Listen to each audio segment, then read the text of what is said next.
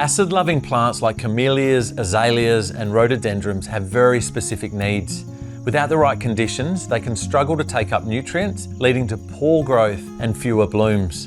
Giving them the right nutrition is key to strong, healthy plants and vibrant flowers. Kahoona for acid-loving plants is an organic base, nutritionally boosted fertiliser specifically designed to meet the unique needs of acid-loving plants.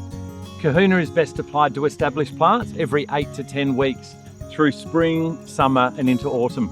Start by pre-soaking the soil, then scatter the pellets around the drip line of the plant, keeping them a few centimetres away from the base of the stem or trunk. Refer to the packaging for recommended application rates. As a slow-release fertiliser, Kahoona needs to be watered in well to activate the breakdown process and start releasing nutrients into the soil, ready for uptake by the plant.